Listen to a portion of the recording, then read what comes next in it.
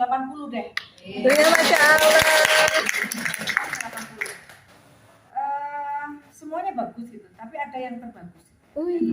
Jadi nyaris mendekati sempurna. Wah. Jadi Terakhir.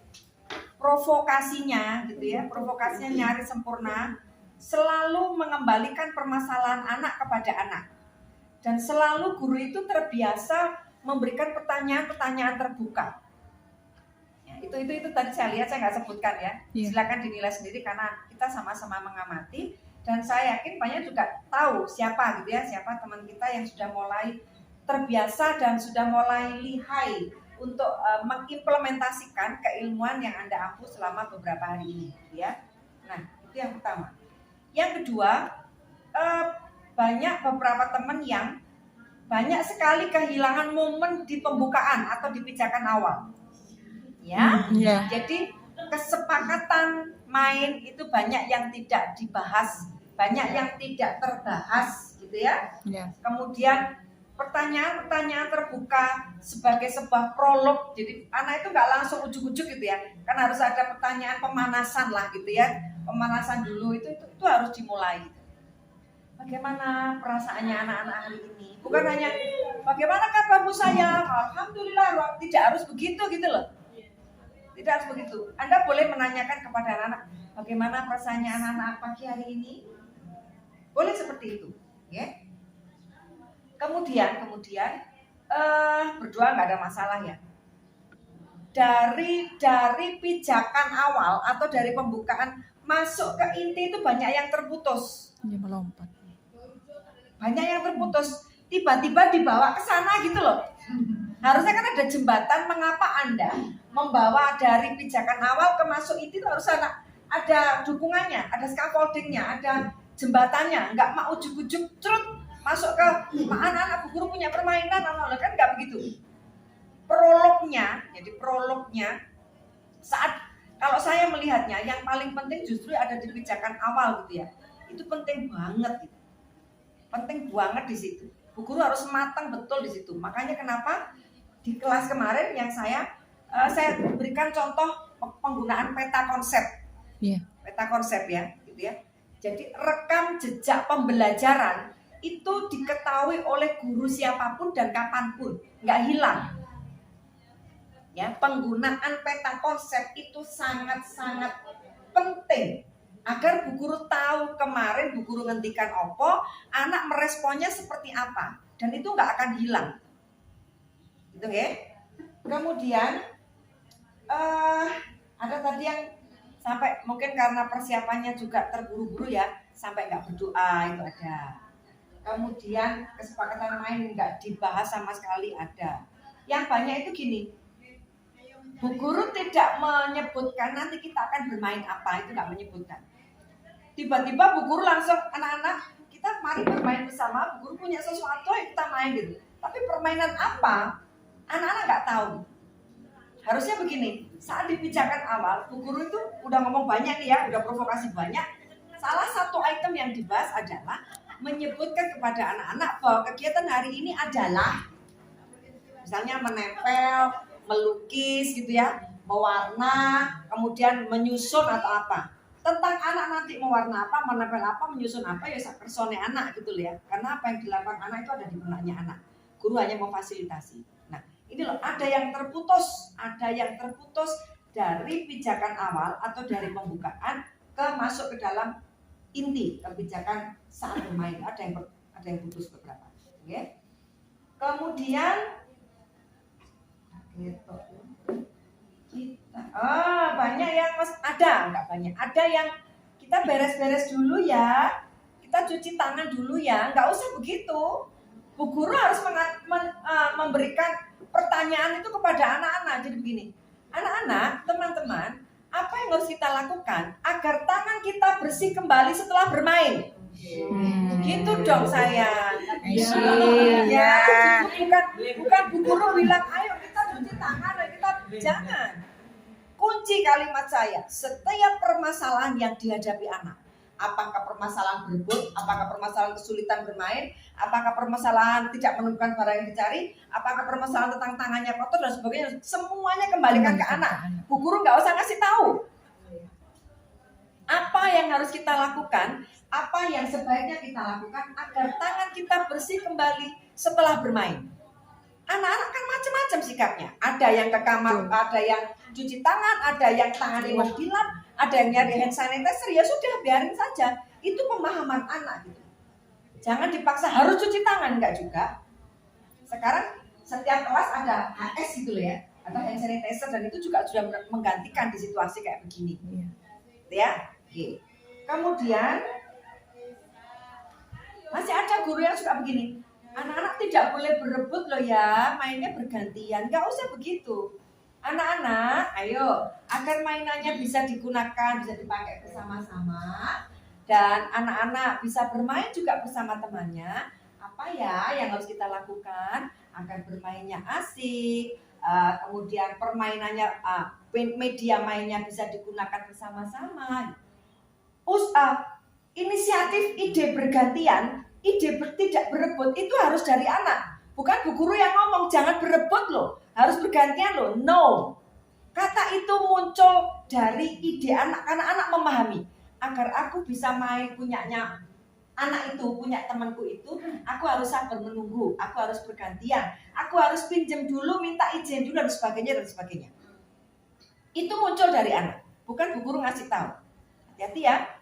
Saya di depan saya sudah memberikan frame, memang tidak mudah merubah paradigma pembelajaran yang awalnya begitu menjadi sesuatu yang begini, itu tidak mudah gitu ya. Saya paham betul. Tapi bukan berarti itu sulit, tidak sulit. Kalau Anda punya keyakinan, punya iger yang luar biasa, yakini diri Anda bahwa Anda mampu berubah. Oke? Kemudian ya tadi rata-rata udah bilang ya, di pijakan awal di pembukaan banyak yang lemah. Jadi pemahaman konsep tentang bunga melati, bunga mawar, jadi kan jeru banget toh. Itu bisa dijerok-jerok nih. Itu cuma sedikit gitu. Saya lihat sedikit. Bu gurunya kelompok mana ya? Tadi sorry, saya langsung aja. Bu gurunya harus spektakuler dong kalau di kelas. Bikin anak itu yang anget gitu loh. Nah bu guru kalem, ya anaknya nggak anget gitu. Paham ya teman-teman ya? Jangan kalem-kalem kalau di kelas. Kalau endel bu, bukan endel yang kemendel loh ya, tapi hangat, humble, ceria, semangat, sehingga anak-anak itu dapat energi Anda gitu loh. Kalau Anda ceria, coba Anda saat saya di kelas, Anda melihat saya seperti ini, Anda belok semangat apa ora sih? Itu semangat dong. menulang. Materinya kalem, keibuan, aduh ngantuk panjenengan. Sama anak-anak juga begitu. Kalau Anda ceria, Anda hangat, frekuensinya tinggi, anak-anak ya sehangat itu gitu. Frekuensi itu akan terpancar dan akan diterima anak dan akan mengkontaminasi cara anak belajar. Anak ikut bahagia, anak ikut semangat gitu. Ya, tuh. Baik. Duduk kemendel loh ya, bukan kemendel. Saya juga tidak suka guru yang kemendel lebay, enggak. membangkitkan semangat. Iya, anget-anget gitu loh, jadi ceria gitu ya, ceria. Kemudian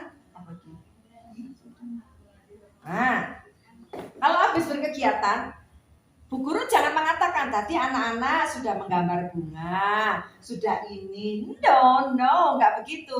Ditanya anak-anak, tadi anak-anak sudah bermain apa? Bilang mereka yang bunyi.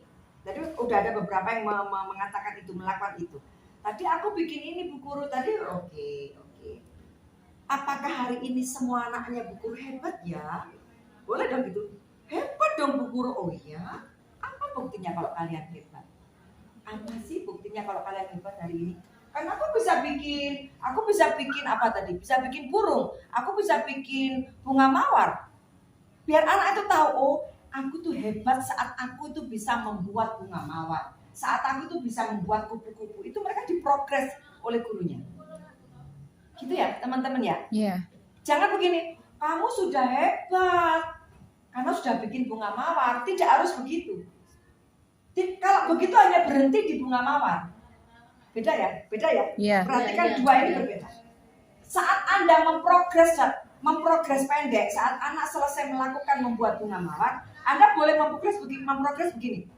hebat, anaknya Bu Guru hebat. Dan Bu Guru yakin nanti kalau waktunya bermain lagi, besok kamu pasti bisa bikin bunga-bunga yang lain selain bunga mawar. Kayak begitu. Itu kalau pendek, maksudnya progresnya personal. Tapi kalau progresnya klasikal, ada 4 anak muridnya, gitu ya. Setelah Anda menanyakan tadi anak-anak mau bikin apa saja ya, bermain apa saja ya. Aku bikin ini Bu, bikin ini Bu, bikin ini Bu, bikin ini. Semua anaknya Bu Guru hebat. Oh ya, benarkah anaknya Bu Guru hebat? Iya Bu Guru hebat. Apa buktinya kalau anak-anaknya Bu Guru hebat? Coba. Karena Bu Guru yakin anaknya Bu Guru hebat. Coba tunjukkan ke Bu Guru, kamu merasa hebat, apa yang kamu rasakan? Buktinya apa? Karena aku tadi udah bikin bunga mawar Bu Guru. Karena aku tadi udah bikin bunga kupu-kupu. Karena aku tadi udah bikin apa? Sehingga anak tahu. Anak menyadari bahwa tadi dia membuat ini dan dia diprogres oleh gurunya karena hebat telah membuat sesuatu. Begitu ya teman-teman. Kemudian pokoknya jangan senang gitu pertanyaan tertutup. Terus sebenarnya mereka pintar. Jangan suka memberitahu anak, ya. Jangan suka memberitahu anak. Kecuali anak itu memang betul-betul tidak tahu karena memang kemampuan berpikirnya, gitu ya, itu di luar anak, jauh dari usianya, gitu loh. Nah itu Bu Guru boleh memberitahu. Kalau masih di usianya dan sekiranya anak itu bisa menjawab, nggak usah dijawab, kembalikan ke anak lagi. Apa yang kamu lakukan jika kalau kamu tidak menemukan ini, kira-kira apa yang bisa kamu lakukan agar kamu bisa membuat ini? Biarkan dia berpikir. Nanti kalau dia tidak mampu berpikir, Bu Guru ya kesusungan Dani, florkan kepada temannya. Teman-teman, ini kita punya teman sedang mengalami kesulitan ini. Teman kita sedang membutuhkan barang A misalnya. Apa yang bisa kita bantu ya? Apa yang bisa kita lakukan ya agar teman kita bisa melanjutkan permainan? Tentang ide membantu, tentang ide meminjami, tentang ide memberi, biarkan lahir dari anak-anak yang lain. Nggak usah Bu Guru bilang, nanti temannya dibantu loh ya, nggak usah begitu. Itu zaman old kayak begitu. Karena sesungguhnya setiap insan Tuhan ini sudah dimodali oleh naluri ingin membantu orang lain. Anda tinggal apa sini? Saklar. Tinggal ngurep, tinggal jawil kes. Kecuali saklar itu konslet, maka Anda harus menyambung, gitu ya. Jangan lupa. Setiap insan Tuhan sudah dibekali dengan yang namanya hati-hati. Bukan ojo khawatir kalau anak-anak pegang sesuatu yang sekiranya itu membahayakan. Jangan khawatir. Melekat dalam diri insan Tuhan untuk berhati-hati. Untuk menolong orang lain itu sudah melekat. Jangan khawatir. Pasti mereka punya naluri. Oke? Saya kira itu. Dan RPPH-nya, ya saya tidak bisa ngomong banyak karena memang semua serba terbatas gitu ya, waktunya terbatas, dan terbatas. Tapi yang jelas ini, yang saya lihat yang ini.